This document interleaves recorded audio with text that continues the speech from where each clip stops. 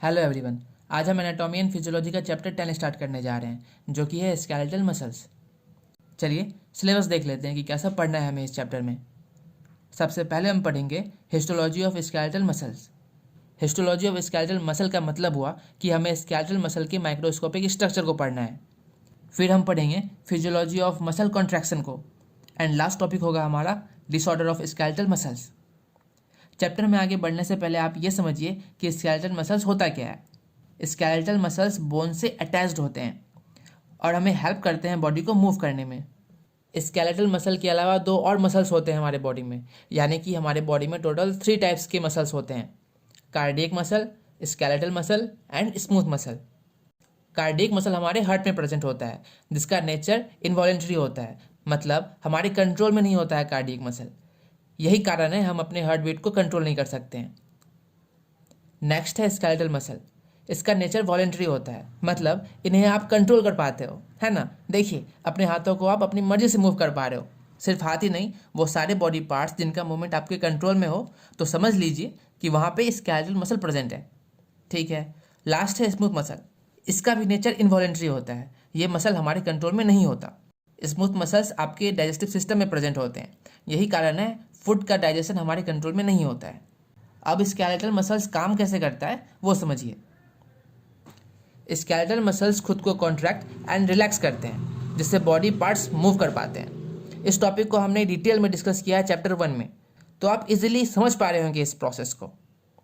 Next समझिए कि skeletal muscles के फंक्शंस क्या सब हैं। ये हेल्प करते हैं मूवमेंट में, बॉडी पोस्चर में, बॉडी के स्टेबिलिटी में, इंटरनल ऑर्गन को प्रोटेक्ट करने में। ये हीट जनरेट करते हैं ताकि बॉडी टेम्परेचर मेंटेन हो सके। चलिए वीडियो को पॉज कीजिए और एक बार पूरे स्लाइड को पढ़िए। नेक्स्ट समझिए हिस्टोलॉजी ऑफ स्केलेटल मसल को। हिस्टोलॉजी ऑफ स्केलेटल मसल का मतलब हुआ कि हमें स्केलेटल मसल्स के माइक्रोस्कोपिक स्ट्रक्चर को पढ़ना है, like fascicle, muscle fibre, myofibril and sarcomere. आगे पढ़ने से पहले आप ये समझिए कि मसल अटैच्ड कहाँ होता है। मसल्स अटैच्ड होता है बोन से। ध्यान दीजिए, मसल डायरेक्ट बोन से अटैच नहीं हो पाता है, तो उसको टेंडन्स की हेल्प लेनी पड़ती है। इसका मतलब आपने अभी ये जाना कि बोन और मसल्स के बीच टेंडन होता है, जो कि दोनों को एक साथ अटैच करता है। नेक्स्ट माइक्रोस्कोपिक स्ट्रक्चर को समझिए। इसको आपको याद ही करना होगा। डायग्राम में सीक्वेंस को समझिए कि सबसे पहले बोन है, फिर बोन से टेंडन अटैच है, एंड फिर टेंडन से मसल, एंड फिर मसल के जब और अंदर जाएंगे यानी कि माइक्रोस्कोपिक लेवल पे जाएंगे, तो हम लोग को वहाँ क्या दिखेगा? सबसे पहले फेसिकल। तो पहले फेसिकल को पढ़ते हैं। तो फेसिकल को मसल बंडल भी कहा जाता है। ये ग्रुप ऑफ मसल फाइबर्स होते हैं। बहुत सारे फेसिकल साथ मिलकर मसल फॉर्म करते हैं, यानी कि मसल बनाते हैं। नेक्स्ट समझिए मसल फाइबर को। धीरे धीरे हम स्केलेटल मसल्स के स्मॉलर यूनिट्स की तरफ जा रहे हैं। मसल फाइबर एक लॉन्ग मल्टीन्यूक्लिएटेड सेल होता है, जिसके अंदर मल्टीपल मायोफाइब्रिल होता है। नेक्स्ट समझिए मायोफाइब्रिल को। ये कॉन्ट्रैक्टाइल यूनिट होता है। कॉन्ट्रैक्टाइल यूनिट का मतलब हुआ कि ये मसल कॉन्ट्रैक्शन के लिए रिस्पॉन्सिबल होता है, जिससे बॉडी में मूवमेंट प्रोड्यूस होता है। ये एक्टिन एंड मायोसिन फिलामेंट से बना होता है। ये दोनों फिलामेंट एक तरह के प्रोटीन होते हैं। ज़्यादा डीप में नहीं जाना है आपको, आप बस जितना स्लाइड में है उतना याद कर लीजिए, आपका काम हो जाएगा। ये मायोफाइब्रिल सार्कोमियर के रिपीटिंग यूनिट से बना होता है, मतलब मायोफाइब्रिल का स्मॉलर यूनिट्स क्या हो जाएगा? सार्कोमियर। चलिए बहुत बढ़िया। तो अब समझिए सार्कोमियर को। ये स्मॉलेस्ट फंक्शनल यूनिट होता है मसल का। ये भी एक्टिन एंड मायोसिन फिलामेंट से बना होता है। इसके रिपीटिंग यूनिट्स को मायोफाइब्रिल कहा जाता है, पता ही है आपको। इसके कंपोनेंट्स होते हैं Z line, actin and myosin. Diagram में देख पा रहे हो आप। चलिए वीडियो को पॉज कीजिए और एक बार पढ़िए पूरे स्लाइड को। नेक्स्ट समझिए physiology of skeletal muscle contraction को, मतलब स्केलेटल मसल के कॉन्ट्रैक्शन का प्रोसेस क्या है। देखिए जो ये प्रोसेस है ना, वो बहुत कॉम्प्लेक्स है। तो प्रोसेस को अगर हम समझने जाएंगे तो दिमाग का दही हो जाएगा। और मज़े की बात यह है कि अगर आप दिमाग का दही करके प्रोसेस को डायग्राम के हेल्प से समझ भी लेते हैं ना, तो भी आपको ये 4 पॉइंट्स याद करना ही पड़ेगा। एग्जाम में अगर क्वेश्चन आया तो आपको यही 4 पॉइंट्स लिखना होगा। एग्जाम में कैसे लिखना है वो मैं अभी बता दूंगा आपको।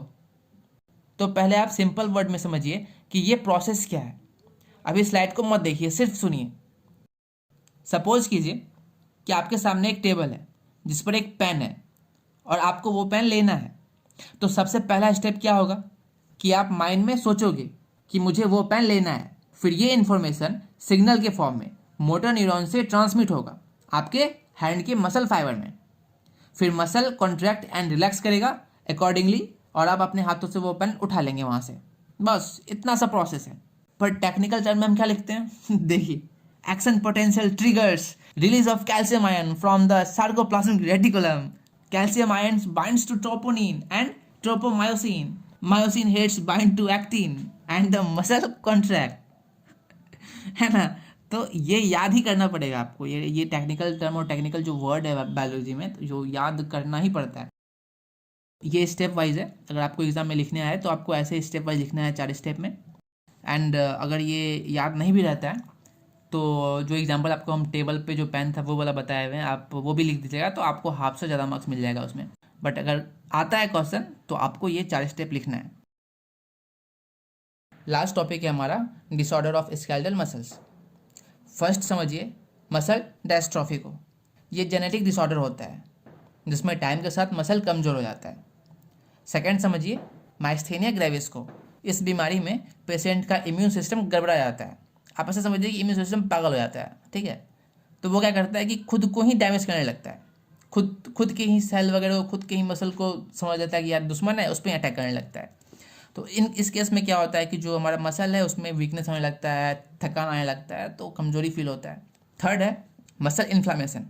नाम से ही पता चल रहा है मसल में इन्फ्लामेशन होगा, मतलब सूजन आएगा। फोर्थ है मसल क्रैम्प्स। बचपन में खेलते वक्त काफ़ी होता है ये कि अचानक से कहीं का मांसपेशी में खिंचाव आ जाता है ना। तो हम लोग उसको इंग्लिश में क्या बोलते हैं, क्रैम्प। नेक्स्ट समझिए मसल स्पैज्म को। इसमें खुद ब खुद मसल कॉन्ट्रैक्ट हो जाता है। नेक्स्ट है फाइब्रोमाइल्जिया।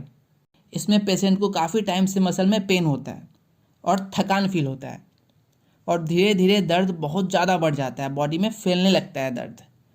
नेक्स्ट है मसल फैटीग। ये थकान से होता है, जैसे कि ज़्यादा काम कर लिए। चलिए चैप्टर खत्म हो चुका है आपका।